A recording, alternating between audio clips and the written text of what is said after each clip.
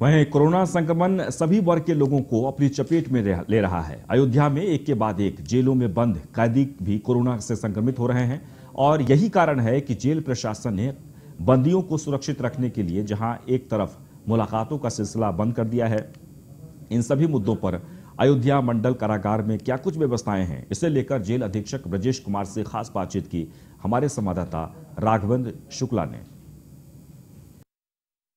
Corona का कहर सड़कों से लेकर सलाखों तक है और बंदी भी कोरोना से सुरक्षित नहीं है।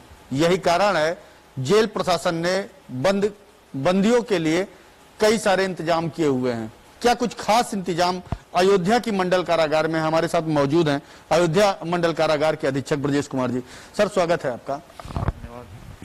किस तरह से स्ट्रेटजी है कि अंदर जो बंद कैदी हैं वह कम से कम कोरोना संक्रमित ना हो? देखिए, बंदियों जो नए बंदी आ रहे हैं, सबसे पहले तो हम प्रथम प्रवेश द्वार से ही कोरोना को रोकने का प्रयास कर रहे हैं। तो प्रथम प्रवेश के दौरान जो नए प्रवेशी बंदी आ रहे हैं उनका हम लोग एंटीजन टेस्ट करा रहे हैं। उसमें अगर बंदी पॉजिटिव मिल रहा है तो हम उसे जेल में ही एक बैरक को L1 घोषित किया गया है, उसमें आइसोलेट करके उसका डॉक्टर के परामर्श से इलाज करवा रहे हैं। अगर बंदी निगेटिव आ रहा है फिर भी हम उसको बाहर एक अस्थायी जेल बनी हुई है उसमें उसको रख करके उसका जो है क्या कहते हैं उसकी देख रेख कर रहे हैं और 14 दिन तक वो अस्थायी कारागार में रह रहा है। इसके पश्चात उसे मुख्य कारागार में भेजा जा रहा है, लेकिन मुख्य कारागार में जब भेजा जा रहा है वहां पर भी उसको 14 दिन क्वारंटीन रखा जा रहा है, अर्थात टोटल 28 दिन उसको क्वारंटीन रखने के उपरांत ही उसे अन्य बंदियों से मिलने की छूट दी जा रही है। सेंट्रल जेल समेत कई सारे जेलों में जो है कैदी जो है कोरोना प्रभावित हो चुके हैं। अयोध्या मंडल कारागार की बात की जाए तो कितने कैदी अभी फिलहाल संक्रमित हैं? 40 बंदी जो है कोरोना पॉजिटिव हैं, किंतु उनको जो है 12 दिन का समय हो चुका है और सभी एसिम्प्टोमेटिक बंदी थे।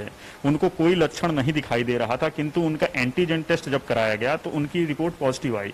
उन्हें L1 हॉस्पिटल में रखकर उनको जो है जो डॉक्टर्स के जो परामर्श दवाइयां हैं उनको दी जा रही है। दिन में उनको 3 बार काढ़ा दिया जा रहा है, उनसे योगा प्राणायाम कराया जा रहा है। साथ ही उनकी मनोदशा में गिरावट ना आए, क्योंकि 22 मार्च 2020 से मुलाकात बंद है, तो उससे उनकी मनोदशा में जो है विकृति उत्पन्न न हो, इसके लिए उनके मनोरंजन के लिए भी हम लोगों ने टीवी, खेल कूद, बैरक के अंदर ही इंडोर गेम का भी व्यवस्था की है। बड़ा सवाल उठता है कि प्रधानमंत्री जी समेत मुख्यमंत्री जी ने भी कोविड वैक्सीन लगाने की बात की है। जेल में बंद कैदियों की अगर बात की जाए तो कितने बंदियों की वैक्सीन लग चुकी है या लगनी है?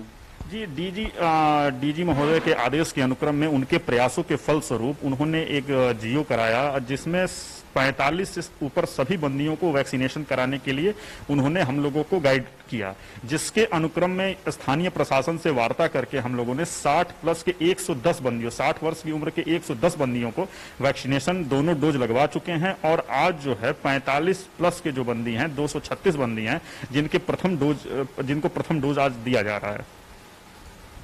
बिल्कुल, तो ये थे हमारे साथ जेल अधीक्षक ब्रजेश कुमार जी, जिन्होंने साफ तौर पर बताया कि भले ही 40 बंदी कोरोना से संक्रमित हैं, लेकिन प्राइमरी स्टेज पर ही उनके ऊपर निगाह रखी गई और यही कारण है कि वह सभी सकुशल और सुरक्षित हैं। किसी भी तरीके का ना तो कोई भय है, बल्कि अन्य जो बंदी हैं उनको भी मनोरंजन के पूरे साधन के साथ साथ उनके खाने पीने को लेकर के भी कई सारे ध्यान दिए जा रहे हैं।